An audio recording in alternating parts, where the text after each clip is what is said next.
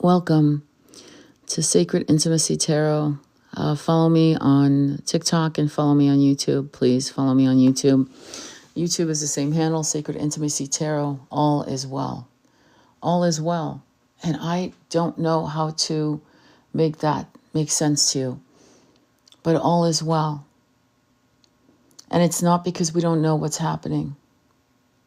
It's not because the horror that is right now, the reality of too many beautiful souls that are being victimized by a machine that we now see is absolutely corrupt.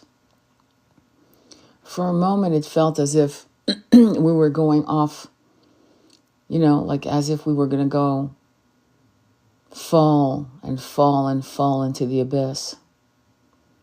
It appeared that way. It was an optical illusion.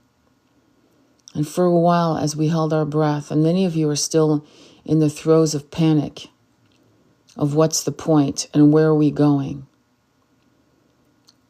And there was no other way but for it to actually unfold in this nightmare, eyes wide open, nightmare. We had to see what our grandparents never could see. People wax poetic about the 70s and the 60s and the 80s and the 90s like it was great. It wasn't. We were blindfolded. We were fucking blindfolded. And there was a spiritual collective agreed upon lobotomy that no longer is present. The masks of the most evil is exposed. And we are witnessing it. It's a train wreck of such gigantic power. But you see, you and I are standing as witness on the other side of the chasm. All is well. All is well. It's similar to people who are waking up and going through a tremendous spiritual journey. Some people will literally have nervous breakdowns. Some will be hospitalized and some will not.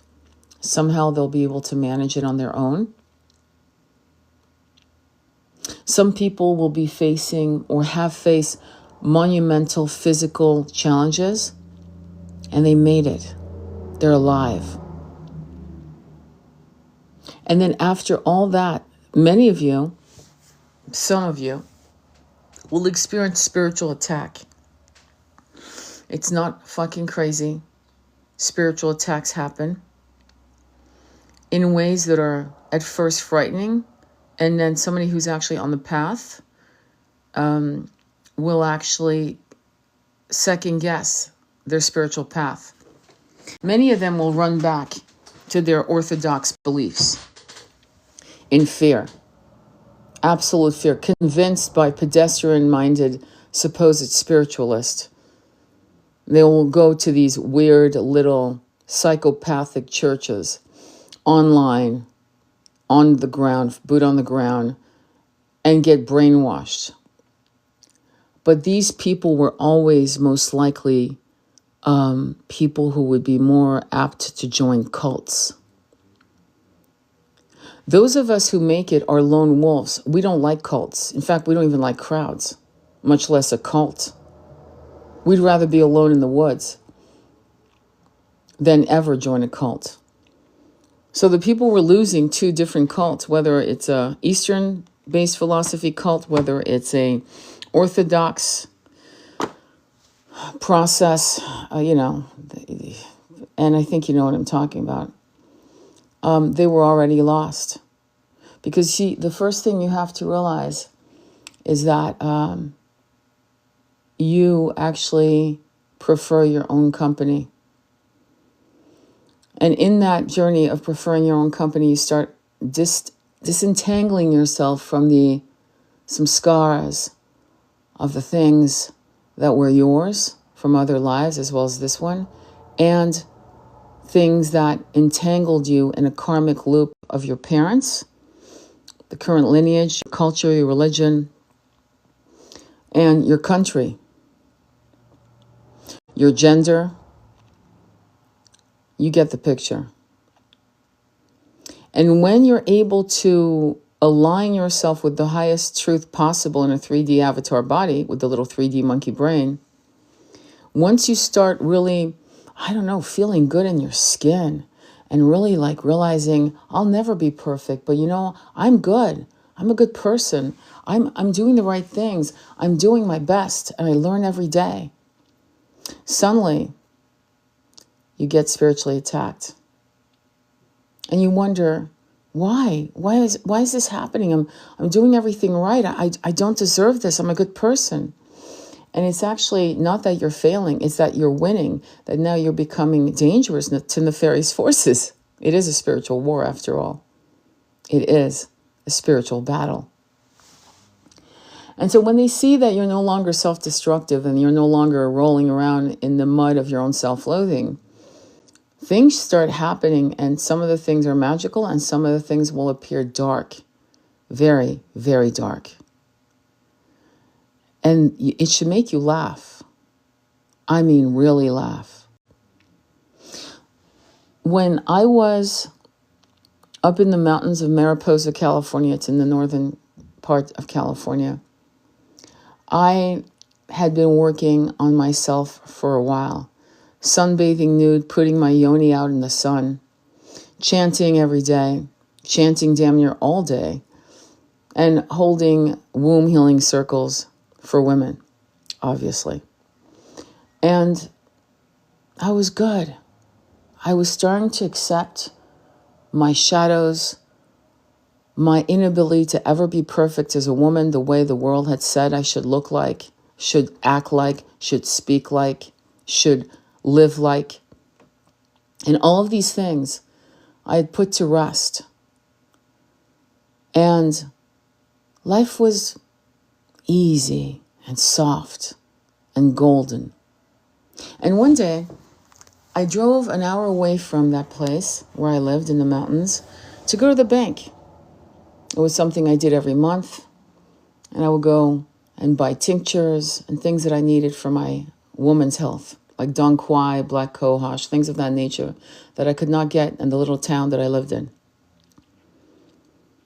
and other things. And I parked next to a car. I didn't even notice it, really. And then I looked to my right, and there were 4 very interesting, dark people in the car. I didn't like the vibration, so I moved my car and parked it and got out. And as I got out, these 4 thugs that looked like something out of a ghoulish nightmare. I'm not kidding. Because I turned slightly to look back. The car was following me damn near on my ass in a parking lot, calling me all kinds of names for no reason. I mean, vile, vile names. And I laughed. I literally laughed. Because it was so absurd. Went to the bank, got my cash out, went back to my car, and there was an African-American man in his truck sitting. He'd parked next to my car, and he said, "Are you okay?" I went, yeah, I'm okay. He goes, "I got their license plate." That was weird. That was dangerous. And then I shook.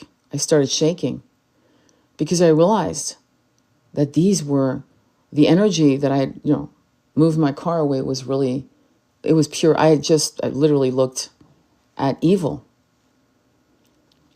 with features that look like Peter Thiel, but worse, if that gives you an idea. And he was such a nice man. We spoke back and forth, and he said, "If you want, do you have anything else to do in this mini mall?" And I went, "No, I'm good." He goes, "Are you okay? Because I'm going to follow these fucking bastards." Trust a good black man, not joking, to protect a woman. And so I went ahead. I thanked him. He gave me his number. You need anything happens, on your way home, you call me and I'll be there. Great man. Got home, hour away, up in the mountains, enjoying my ride. I got home and I went, wow. Like, I'm really in my path. I'm really good. And then I realized when you are at the highest light, you bring a test of the darkest night. I'm going to tell you another story of divine guidance. Beautiful story. Funny story. I'm driving again from Los Angeles to Mariposa. I'm going through the Grapevine, and it's a famous overpass. Cars usually fucking break down. It's a famous place where cars either make it or don't. It's called the Grapevine. And I really want to pee. And I love Chevron gas. It's not a plug. At the time I was into Chevron gas, whatever. This is like 2018. And I'm like, I really want to pee, man. And my guides are going, no, wait. I'm like, but there's this, I can go there. No, wait. I'm like, all right, fuck, okay. And I pull up to this gas station. It's exactly to my right. I don't have to go off the road, do this, do some fucking U-turns, all that shit. I pull off and I jump out, ask the young man, can I get the keys? I'm going to get gas in a minute. He goes, absolutely. And I walk in to a bathroom that is wall to wall, the most exquisite black marble I've ever seen. I'm like, what the fuck? And I bust out laughing. Going, you guys are too much. The most beautiful bathroom I've ever seen in the middle of fucking nowhere land, in the middle of Central California. Black marble from floor to ceiling. I've told this story before, and there's 2 people that actually know that bathroom. It's famous. If you asked me where it was and where to stop, I wouldn't be able to tell you. If you put $100,000 on the table, I wouldn't be able to tell you to save my life. But that's when I started really refining and trusting the voices and realizing the difference between high frequency and truth and darkness. I also then understood that as you become more dangerous to the battle against the nefarious forces, you will be attacked. They will come in some form. They might even use humans to attack you, in my case. And I'm not sure what it did to them when I laughed. When they were like threatening me with the car. Because, it's a weapon, my friend. A car is a weapon. You can actually harm someone and take them out. But I realized that I was actually fucking winning. And these 2 opposing pedestrian examples put me on a sure-footed path to the light. There was no way I was ever going to run back to what I knew. And I was lucky because what I knew had always been a spiritual path. But I could see people being raised Catholic, Jewish, Muslim, Protestant, whatever, and run back to what is familiar because they don't know this path. I've always walked this path, but it's gotten broader and more light and more beautiful. But one of the things we all share is self-loathing, self-disgust, regret, fear of being vulnerable, fear of being loved, fear of loving. All of these things, we all can share on that. And we do, unfortunately. As my journey continued, alone in the mountains where I knew no one, I had just landed there because I had been put in a situation by the universe, by my own choices, because I wanted to really strip myself down. I had been hours of being homeless, and out of nowhere, a miracle happened. And I was walking like blindfolded, unable to control the next hour, much less the next day, in full acceptance and surrender, that with every step I took forward, with my heart opened, what should have been a tragedy became glorious. And you see, what's interesting about the beginnings of my life, because I had pretty intense parents, I was raised in a very unorthodox way, and we traveled all over the world and lived in countries, and no, it was not army. He was a businessman, and he did things that were outside the lines of propriety. Let's just put it that way. But he was an amazing pirate, and he was an amazing soul. And he actually was one of the most, to this day, the best alchemists I've ever seen. Abundance was easy for him. Abundance was like breathing. But he also lost huge amounts of money and gained huge amounts of money. And he was generous to a fault. So I had lived in that way, right? But I also had been exposed, which I'll never regret, to the shadows of humanity because of how we lived. The greed of millionaires, the evil of poverty and engineered famine. I saw it growing up in Africa, in Asia. And I saw the contrast between Rolls Royces and valets and butlers and maids and chauffeurs and people with no arms begging with a bowl on the side of a street. And no one giving a fuck and walking by. And so I grew up afraid of the world because of that. I mean, what are you going to do, right? Because to me, it was like, if you made the wrong move, right? I knew it at a very young age that you could end up in the street, that your fortune was based on your tenacity. And I lived and was raised under the philosophy of an old template that goes back to the Industrial Revolution called the dog-eat-dog world. The robber barons who built America, for example, the Vanderbilts, the Rothschilds, all of these dark figures that accumulated an insane, almost noxious levels of wealth, did it on the subjugation and the annihilation of children. There were a lot of children who lost their lives during the Industrial Revolution. And so the dog-eat-dog world, greed is good, Wall Street, Gordon Gekko, that's one of the great lines, greed is good. And as we progress, as I grew up, progressing into the 1980s and looking at things like Boiler Room with Vin Diesel, greed is good.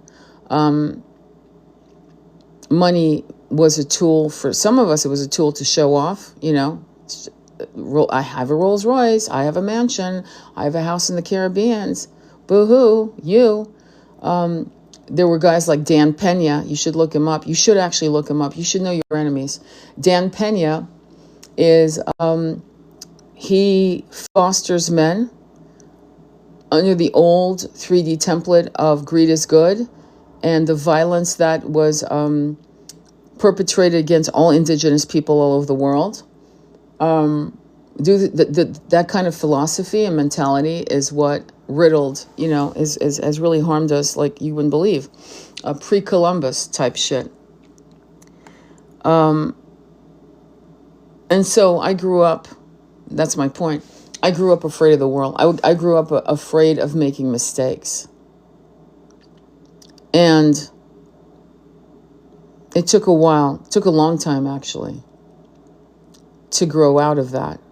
And that's when I met my beloved husband, who is my high-level soulmate. And we were very young. I met my eternal consort, which I call my eternal consort because that's more appropriate than twin flame, just so you know. Literally 3 years before I met my high-level soulmate. And I was so young, 18 at the time. I knew the machine of dog-eat-dog world. And at the time, and I remember my father saying this to me, he said, "You remind me of me. You're too soft. You're too gentle. You're too good. I used to be like you. You need to harden up. And so he treated me like a son, not like a daughter, which, to be honest with you, I don't regret, because he was right. He was right to do that. I needed to understand a man's world, because it was not a woman's world at all. It was a man's world. And in a man's world, I had to understand the ability of being brutal at all costs to win. To win at any cost. And the women that were beginning to emerge into corporate America in particular were dressed in pantsuits, whatever, and took on the mantle of manhood. They had to, or else be eaten up. And I wanted no part of that shit. And so once I realized that manifesting my reality was my cocoon of protection, I had to little by little give trust. So I'll give you a story. I think it's important because many of you are in the beginnings of your lives, and it's important that you understand the journey so that maybe you can actually snip off 10, 15 fucking years of fear and bullshit. So I was working at a bank, and this is when we still had floppy disks, and banking was just going into online banking with floppy disks, shit like that. And we had a great boss, and we had a great crew. We were like a small village of 30 people, and we were an amazing, we loved each other. We had different political views. We worked shoulder to shoulder with Republicans, and we would tease each other and push each other and all kinds of shit. I wrote my first erotic story while I was working at the business banking department of this bank. That's a very famous bank. And in between business calls.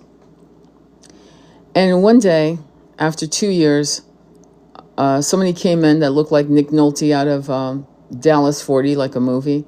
And I saw the football ring on his finger, and I realized that the joy, this time was over. I knew, I read immediately, body language, what he was wearing. You call me judgmental. I knew the shit was over. So I gave my 2 weeks notice with absolutely no fucking clue what to do. And I lived with my high-level soulmate. And he was like, I can't believe you quit. We're fucked. And I was like, I know. We'll figure it out. And there was a little ad for a sales person. And I actually write about it in Recall, my book. But anyway, it's actually what happened. But I do the interview. I kick ass. I own it. It's all about Y2K conversions. And I don't know shit. All I've worked with is on a DOS, D-O-S. And they asked me, do you have a computer? And of course I lie. And I say, yes, I do. And I don't have a fucking computer at all. I've never owned one. And I trust. I go home and I'm like, I'm going to have a computer. And sure enough, within 3 days, an ex-colleague of mine said, I have a computer. I'll sell it to you. Just pay me $100 a month. And within 3 days, I had a computer. And within I think 5 days, I was working. And I was making more money than I ever did in my life. I knew that I was not going to do well in that environment anymore. And I trusted the universe that they would help me if I just trusted the universe implicitly. Guess what? I was right with that football, new blood that swaggered in with the football ring. He tore that fucking department, and one by one, people were either fired or they quit. Those instincts that my father taught me, and he did, he would have me sitting in casinos in the Bahamas, at the Paradise before they ever built Atlantis. And he would have me watch people and tell me tell me about them. What do you see? In just body language, in just what they wore. And we would sit there for a few hours talking. And he'd say, this one, tell me about this one. What do you see? And that's how I grew up. That's how I was raised. So when I saw that boss, because, I could tell you about how we lost the money, but that's another story. But that boss, all he did was walk in. And it was that hit. And all of you have had those hits at various times in your life. And the difference between people like me and people who don't listen is that I jumped into nowhere and landed on my feet. So that, and I'll give you the secret, I used to say, I jump into space and I always land on my feet. That became my flag, my pronouncement to the universe, that I trusted the universe implicitly.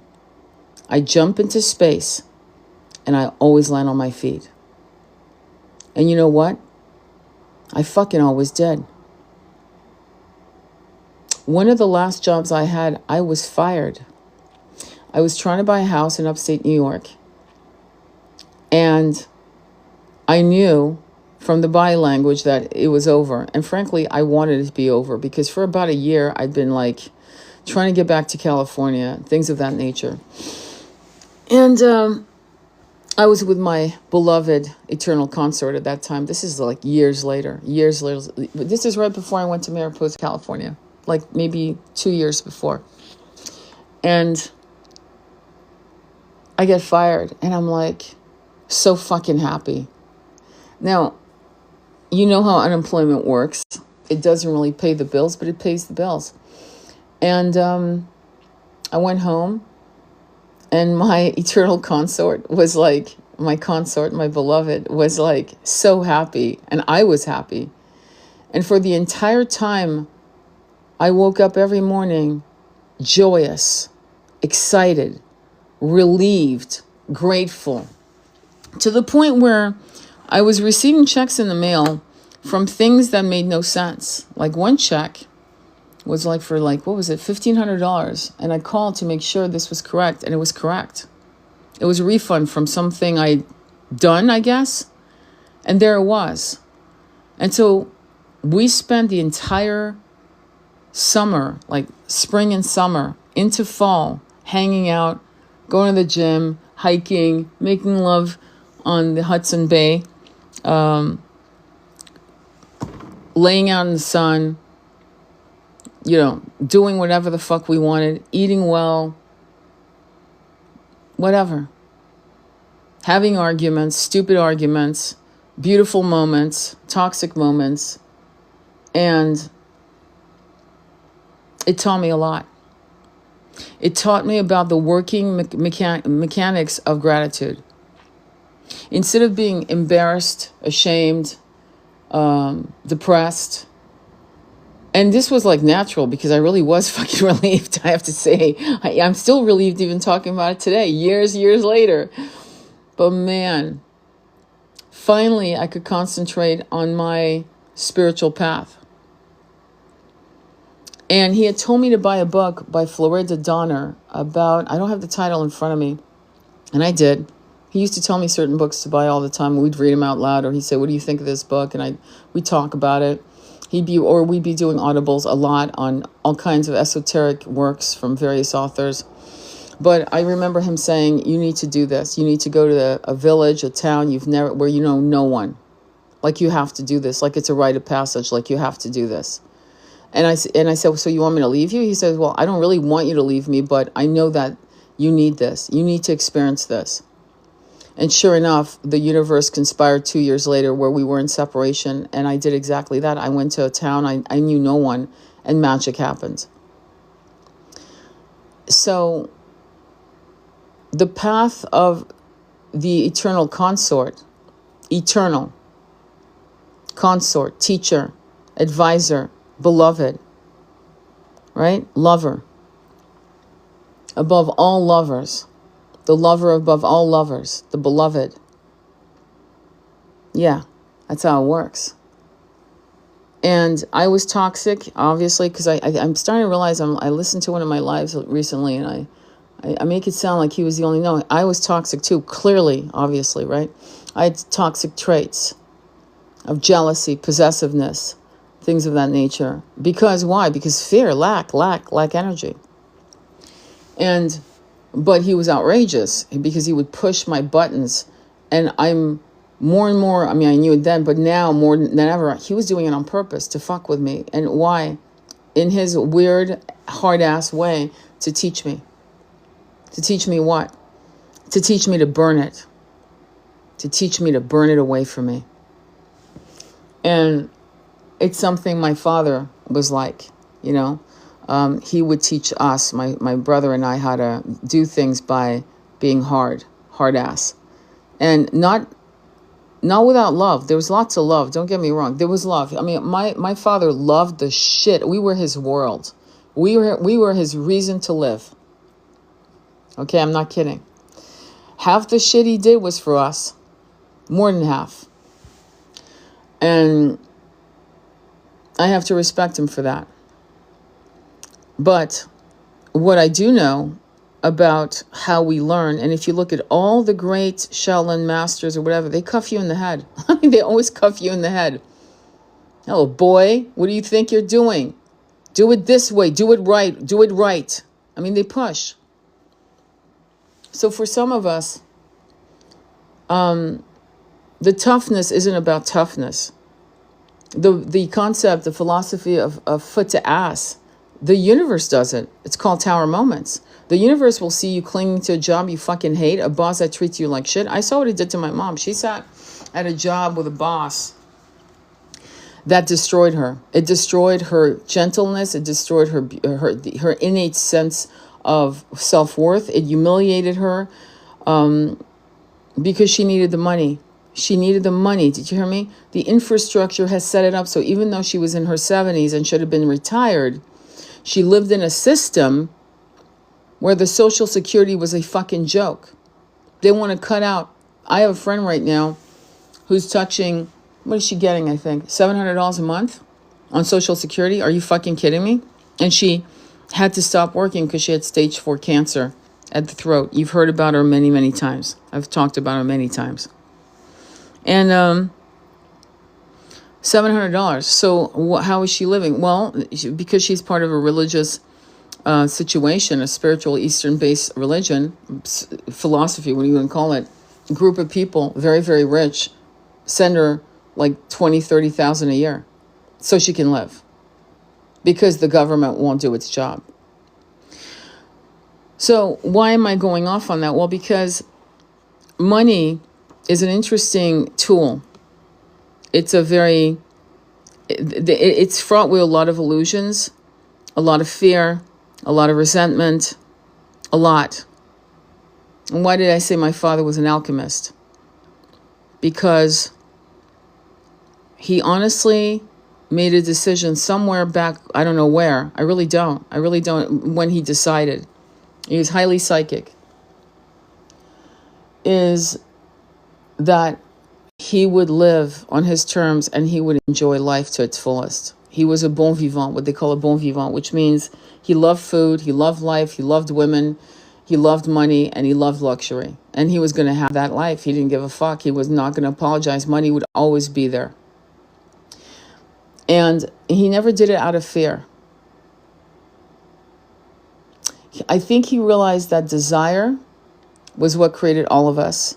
I think that also he was loving in that he would help homeless people all the time, all the fucking time. He's the old timers with these $100 bills in his pocket, hundreds, right? He never kept coins and he never kept fucking anything smaller than a 20 in those days. He'd give it away the rest. And that's just how he rolled. And some of these old timers that people put down, like some of these old timers that are badasses, like my godfather, Nick was his name. They were an interesting group of men. They were all born during the Depression. They all saw people starving. Homelessness was rampant. People were skinny, hungry.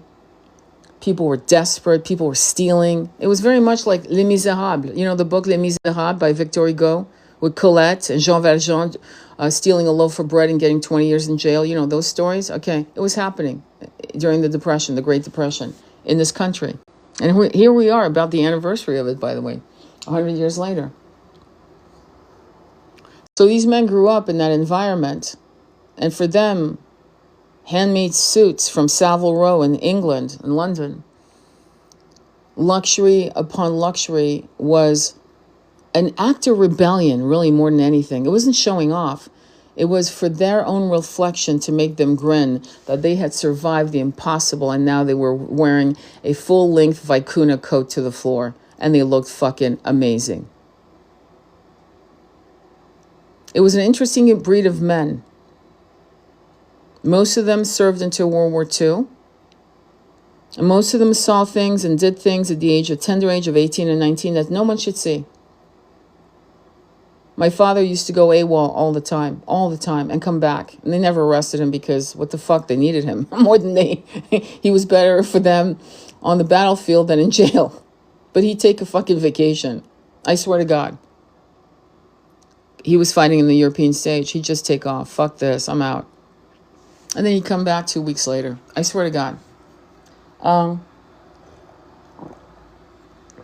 These are the stories you don't talk about, because most of these men are dead or dying. And these were a type of men that really, it wasn't even stoicism, because they weren't stoic in the way you think. Stoicism is a tool for war. It's a tool for war. And what's very sad, you see, Marcus Aurelius, who is the king, the emperor actually of Stoicism, was a general during multiple campaigns across Europe. So it was war. So of course Stoicism would come out of his philosophies, because they were in battle to grow the empire. But you see, Stoicism in our timeline is not appropriate. We're not at war. And this is what they're confusing. I remember there's a scene of Robin Mitchum in his boxer shorts. Robin Mitchum, actually my father knew him. They were friends. He's a very famous actor who got famous because he got caught smoking, cannabis. And so he was so hot, though. And he was all over the news as the bad boy because he had a, joint that he became famous. It actually put him on the map.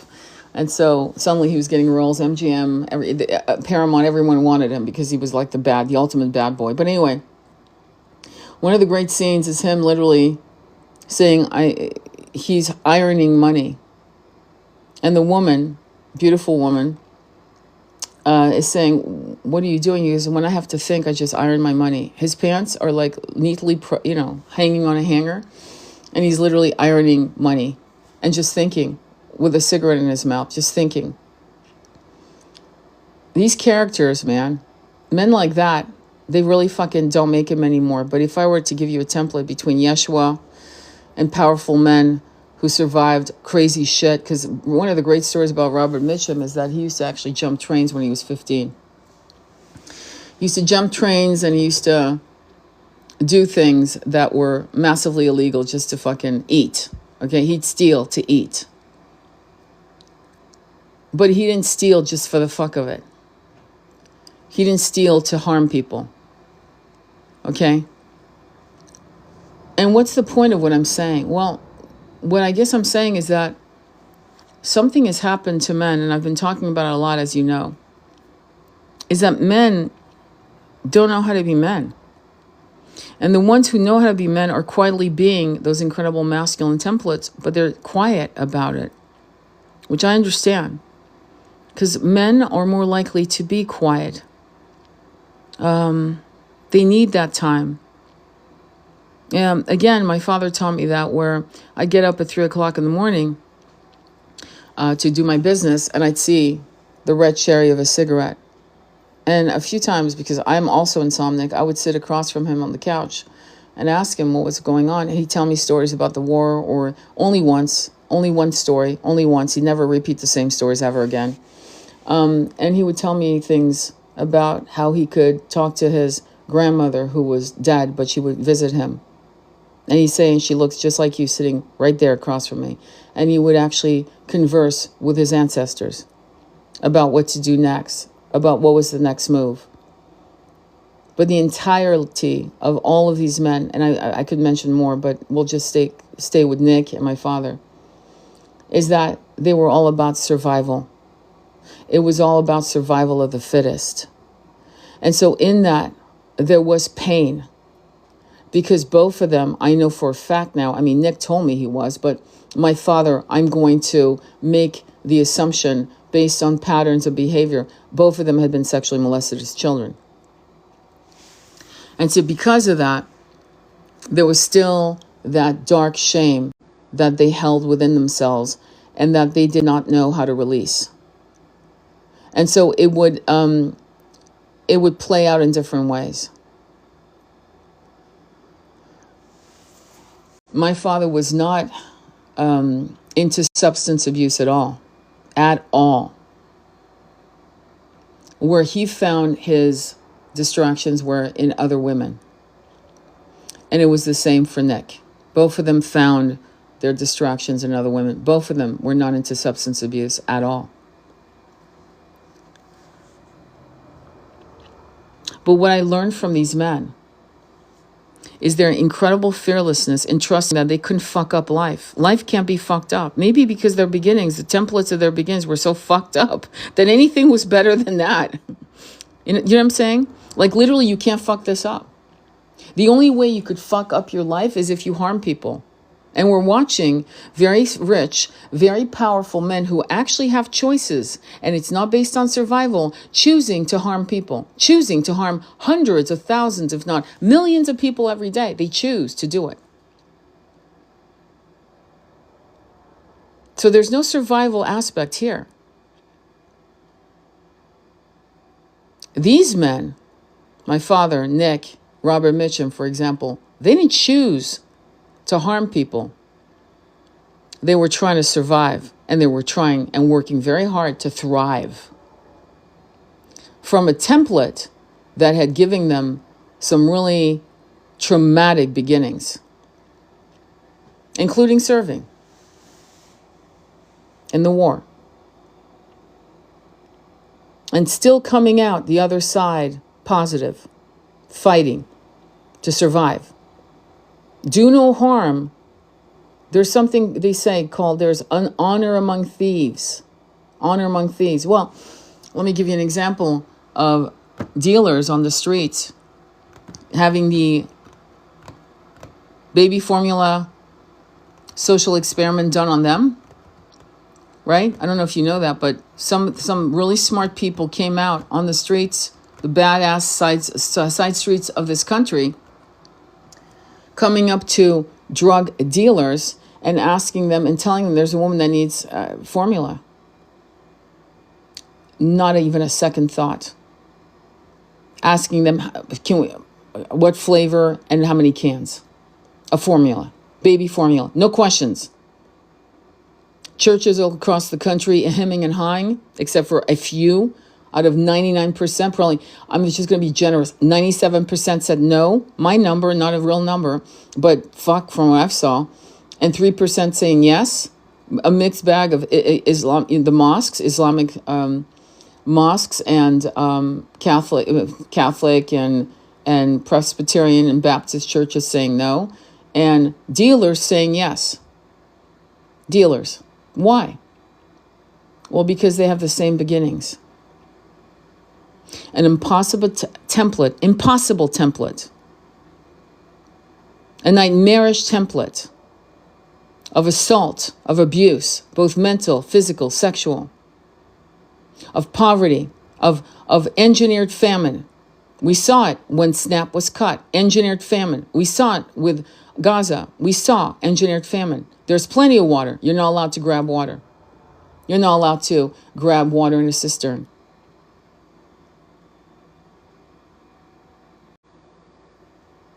Good men are being destroyed left and right, and the pieces of shit are the ones thriving. And this is where we women as high priestess need to put foot to ass.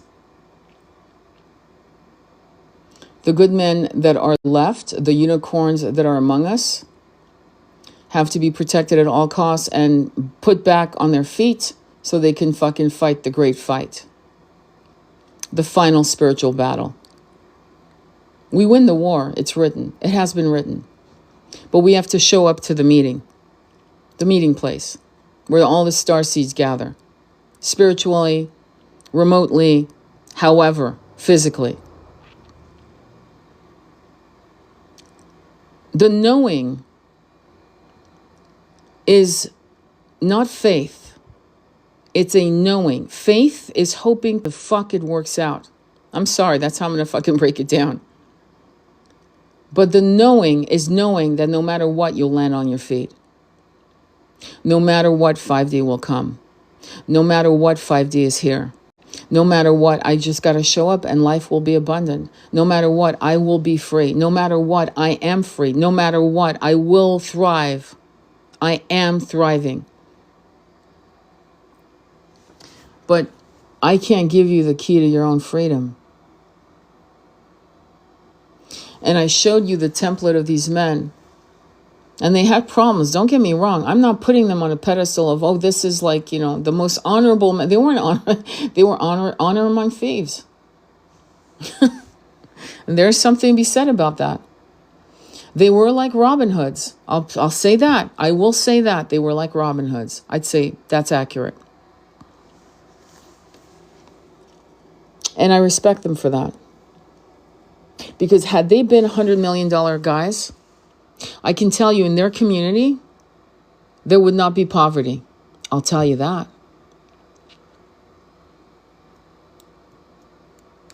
The system criminalizes the good and demonizes them and hunts them down like dogs. They always have. It's been going on for thousands of years. But this is where we stop running and we stand in the face of it. And this is where you want to talk about voodoo and black magic. You don't have to. You have the light behind you. And that light will burn the whole fucking thing down without you making a move, not a muscle, not a twitch. Just intent. That's it. It is an energetic frequency, a collective consciousness, a fucking tsunami of power that no fucking zeros in your bank account can save you from if you're on the wrong side of us. That's power. And the reason why I told you these little pedestrian stories is to lead you to this moment. We've all been fucking hurt. We've all been in situations we didn't deserve. We've been in jobs we were too smart to fucking be in. We've had bosses we were smarter than. We've all done it. Hopefully you can relate. We've been fired because of racism, discrimination. We've also quit because of sexual harassment and because of racism. You're still here. You're still here. You have a phone, you paid for it. You have a computer, you paid for that. You're actually living under a roof. You paid for that. Somehow it all fell into place. You have to analyze, how did you get here? From all the shit that fucked with you, how did you get in this moment to sit, to drive, to do your dishes, to listen to this? You survived. So as you see the fucking shit show exploding around you, you have to realize you're untouchable unless you consent to the fear. You are untouchable. We are the 99%. And out of the 99%, I fear to say, but we don't need more than that, 5% of us are awake. You've got 1% that is the deviant rulers of this planet. You've got 85%, what is it? No, 90, what was it? 94%. Yeah, 94% of people who are fucking asleep, who are running back into the caves. That's why I love 4%. Yeah, 94% of people who are fucking asleep, who are running back into the caves. That's why I love the Plato's parable of the cave is amazing. We're not here to save anyone. We're not here to convert. We do not convert people to remembering who they are as multidimensional light beings. That's not your job. That's too fucking exhausting, honestly. We're done with that. You're not here to convince people about reincarnation. Like, it's like convincing people that A is the first letter of the alphabet, and then B comes after it. It's like so pedestrian, it's not even worth your fucking time. I tell people, oh, go ahead and prove it. I'm like, I don't debate. I actually don't debate. You'll notice that. I never debate. Not because my word is law, because there's certain things, though, that to me are so fucking, like, obvious. Like, reincarnation is so obvious to me that I'm not going to try to convince you about reincarnation, for example. I mean, why would I do that? So, similarly, smarter people than me, and believe me when I say that, smarter people than me, have written incredible books on the nature of reality, on the nature of manifesting, on the nature of the collective mindset, and the nature of government agencies understanding and studying this, pouring millions of dollars to understand how to control masses of people. That should be enough. That should be enough for you. At that point now, the question the universe is asking is, what are you going to do with that? And when the universe puts foot to ass to you, because you're holding on to that fucking job, that situation, a toxic town, where you're the only one that actually believes in what you believe in, and you're living in a very Bible Belt area, and you don't feel good in your skin, you're not the problem. You need to leave that environment. And the universe will give you tower moments after tower moments until you pack your shit and go. Whatever it's a job, a boss, parents, siblings, cities, countries, it will put foot to ass. Just like my father did to train me as a warrior, as a shaman on this planet. He basically realized, your kid, you're too fucking soft. Let me teach you what to fucking look for. And that training started when I was 14. And he treated me like a son to some level. And thank God for fucking that. So, because or else I would have been a bimbo. I'm just straight up, I would have been a bimbo. Because I was still under the influence of allowing myself to feel worthy in the gaze of men. And that was trained out of me in some aspects, if you will. So, fathers are important. You either have a father like that or you have a mother like that, but one of your parents better do something like that, or else you're going to, as a parent, you're fucking putting your kid out there through the meat grinder. Don't be surprised if your kid has massive, massive, massive addiction issues, anxiety issues, fear of just being in the world. And so you have to teach them how reality works, man. You got to teach them from when they're very young. I wish that I had been in a timeline where my parents could have taught me how to center my nervous system through a 5-minute meditation as a child. I wish. I wish I'd been taught about crystals, about nature in the way that I ended up being taught. I wish. I taught myself. I taught because one of the organic things that happened in my life is that I was always outdoors. My mother always had us outdoors. But that was just how it was in Europe. People hike, people do shit. They go to the park. And the parks, in those days at least, were stunningly beautiful. Parks in Paris in those days were incredibly beautiful. And a sanctuary for anyone. It didn't matter how much. You could be broke and be happy in Paris, for example. So, ultimately, your level of reality is based on your level of thought. Your level of depression is normal. It's actually normal. Like, you don't beat yourself up because you're depressed. Depression is a sign of intelligence. You actually realize that the shit surrounding you is crap. It's bullshit. You shouldn't live like that. You shouldn't be forced to live like that. And the boomers who are not of my ilk and not of the ilk. Well, my father was not a boomer. I don't even know what they call people born during the Depression. I have no fucking idea, to be honest. What was that generation called? Because that generation was pretty fucking extraordinary. Most of them that I've met, I've been lucky to meet, were pretty badasses. And they were badasses because they had to be. But the point is, your depression is a tower moment to say, what are you going to do next?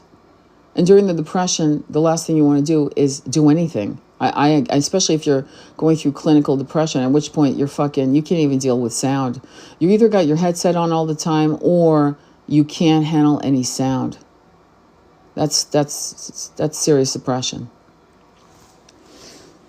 But once you come out of that, hopefully you have a Doc Holliday in your circle. This is what I'm saying. You should have a Doc Holliday before the shit hits the fan, because most of us have had at least one breakdown before we did a breakthrough. Some of us, well, not me, but it doesn't matter. A lot of people I'm listening to, talking to, helping, have unfortunately had to end up in the hospital. And I don't like how they talk about mental health because it's not honest. It's not really honest. And what I mean by that is people aren't open about people's different neurological makeup. And I'll bring it up again. I've brought it up before.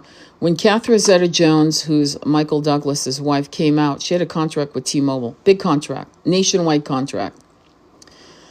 She was their spokesperson. When she came out saying she was bipolar, she lost, within 2 days it was over. T-Mobile literally stripped the contract out of her hand. So there you go on mental health. And people going, oh, mental health week. Yeah, good luck.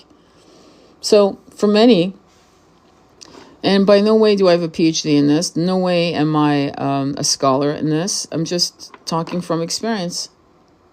It's like you and I having a cup of coffee at the kitchen table or at a cafe talking. Mental health crisis is your tower moment to say, it's not working. None of this is working. One of the great movies about this, in my opinion, it's my opinion, okay? And it's a great book as well. It's called Revolutionary Road. Revolutionary Road. I'm not a fan of DiCaprio anymore, but it's DiCaprio and Kate Winslet, and it's absolutely fucking brilliant. And if you watch that movie, you'll see what happens to her, what she does. Absolute depression, absolute feeling of being jailed, as if the whole world is getting smaller around her. And that's what's happening in this country. We are people who are not listening to the people who are soft and sweet and gentle, both male and female, who feel trapped and there's no way out, and their only way out is the wrong option, if you get what I'm saying. It's the wrong option because what it does, and this is why it's so important to understand how we affect each other. Well, you've heard of very famous celebrities dying, and you don't know why you're crying. It really impacted you, especially if it was an overdose or self-harm. Right? Well, guess what? When somebody takes their life, it is a tsunami domino effect across the planet energetically, and it really impacts people who are soft and gentle, starseeds, empaths. They sponge up that energy and they don't know what's going on. They might hear of it or they might not hear of it because you're not a personality, you're not a celebrity, whatever. But your grief, your level of grief that would make you make that move, basically, and you do it. Imagine the amazing amount of emotions that drives a person to do that. You've been there. You've almost, been there. But somehow grace was in action and grace was working to save you. But those who haven't, that tsunami domino effect is real. When we self-harm, we impact hundreds of thousands of people, whether we're famous or not. And the 1% knows that. despair and to drive people to despair ultimately is the goal. And I did a whole live on food, and one of the comments I heard is the only carbon, it was from a YouTube channel, which I talked about a couple days ago. You'll see it about food and ascension. It said the only carbon they want to exterminate is us. Bang. So the manipulation of making you feel like there's no other way out is why we have these support groups. It's why you need to create your support group. It's why you need to join some fucking kind of support group of starseeds. You either build it or go to one. You don't have to go to mine, but definitely find someone, or I don't know, put a sign at a metaphysical store and see if the owner is the real thing or if they're just there to make money.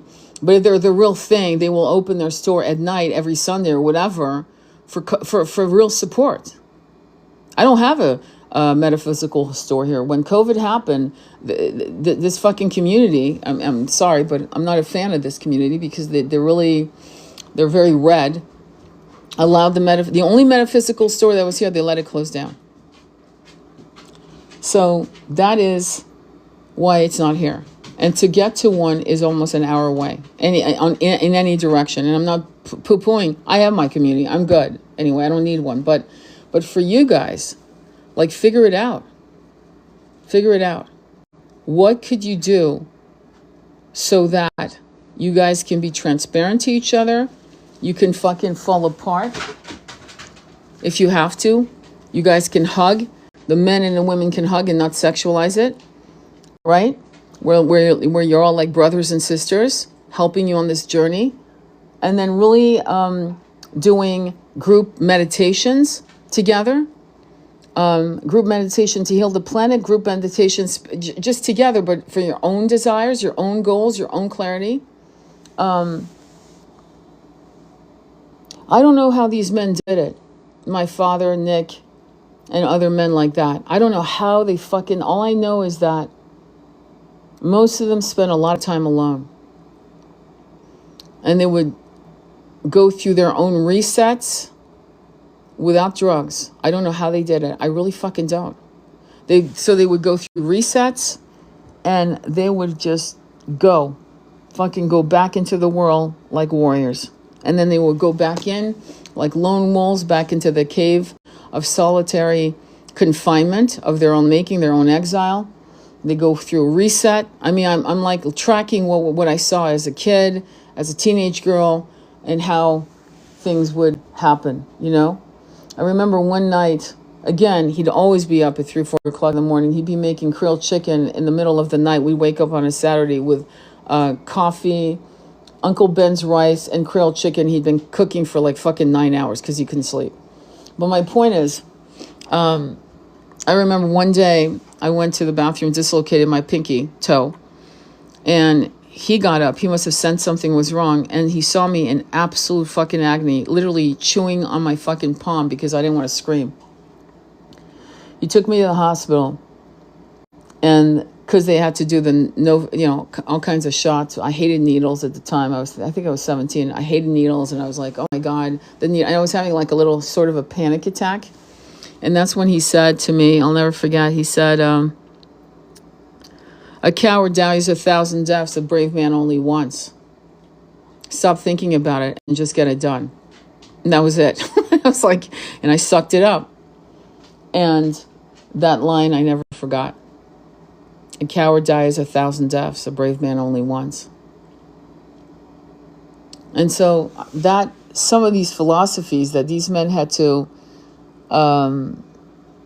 carry as banners of power coming out of the Great Depression was, I'm very glad, I'm very grateful actually that I had the experience to be raised by someone from that timeline.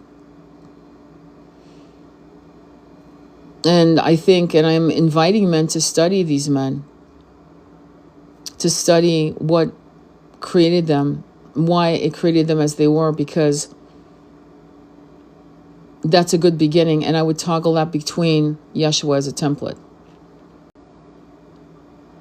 And then what will grow, I hope, and I know it will actually, what will grow, because I'm seeing incredible young men coming out redefining what manhood is, redefining what power is in the masculine energetic field. And they are doing many of them are doing an incredible job. And they are refusing a lot of shit, what I call the toxic Hugh Hefner Playboy Mansion bullshit. They are refusing to be a part of that. And that's beautiful. They are talking about how porn is toxic. I never thought I would see a man talk about how porn was toxic. Men of my father's generation, they all had Playboy magazines, Penthouse magazines. All of them did it. All of them did it. So they were, the 1% had figured out, what do you think, Hugh Hefner just came out of nowhere and just, with no fucking backing for a reason?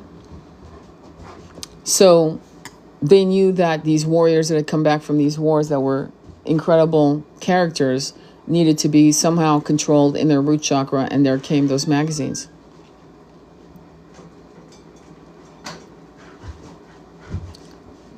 So there's a lot to unwrap, isn't there? There's a lot. There's like levels of fuckery that will give you some clarity, but ultimately, in spite of all that, right? No matter what happened to you in your beginnings, that's my point actually. As a woman, as a man, you can overcome all of it. And I just told you. I just gave you stories. I mean, I don't want to brag, and I really don't want to sound like I'm bragging, but my father gave us an incredible fucking luxurious life. And out of the beginnings of shit. So a shit beginning does not preclude you from having abundance. There was a man in my life a couple days ago who says, I'm just trying to keep it together to get the land. And I said, yeah, but you need resets. You need to stop sometimes. You need to reset, or else you're going to fucking fall apart. Those men don't have templates to see that men before them they somehow knew how to reset in spite of the shit being thrown at them. You see what I'm saying? There weren't a lot of those men, by the way. The quality of men that I'm talking about, there weren't a lot of them at all. But it's a good start. And the reset, the caveman time, the alone wolf time is really important, specifically to the masculine. And I know that it's important to me. Like, I need alone time. Like when my beloved consort came back to me and we got back together, I would still spend 2 hours alone, 3 hours alone in the sun, alone. He needed his alone time, so did I, equally so. So, if you're codependent, if you're feminine, and you get anxiety, panic attacks because you don't want to be alone because you're afraid that your person's going to leave because they need to be alone, you need to kind of heal that in you. Because that is lack energy. Jealousy is lack energy. Possessiveness is lack energy.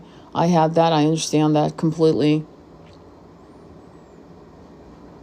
And there's more. There's a lot of threads in between everything I'm saying. There's a lot of weaving in and out of why women have massive anxiety over the competition of other women. Because the system pushes that shit in our faces. In other planets, and I've seen this, in other planets, some of these sentient beings are absolutely beautiful and people are bonded together. Sentient beings are bonded together and they don't have roving eyes. They don't have, they're not swinging. It's not a swinging club. It's like the template of Mary Magdalene and Yeshua replicated across a whole society. Imagine that. And that's from, I feel, there's a lot of realities, don't get me wrong. There's a lot of different types of planets, matriarchal planets, polyamorous planets. I've seen it. So, not just here. But for some of us, the template of the sacred union of two people and only two people is something that is a sacrament to us. That's not putting you down if you're into the more polyamorous free love. I remember being on a particular planet where that was actually, I was in a very, with my beloved, in a planet where free sex was fine. No one even was fine.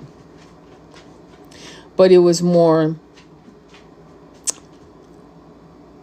the energy I got from that particular life was, there was a density to it that I don't match that anymore. Anyway, I meander, but I'm going to let you go. I'm going to thank you so much. Let me read your comments before I go. I want to really see if anybody said anything that I should read out loud. Let me see. I want to let the anger of my dad go, though I had, when I hear about him, that trigger comes out. One might be going on where I'd have to transmute our hurts, our angers towards others. To allow yourself to be angry. Read the book Anger by Thich Nhat Hanh. Read it again and again.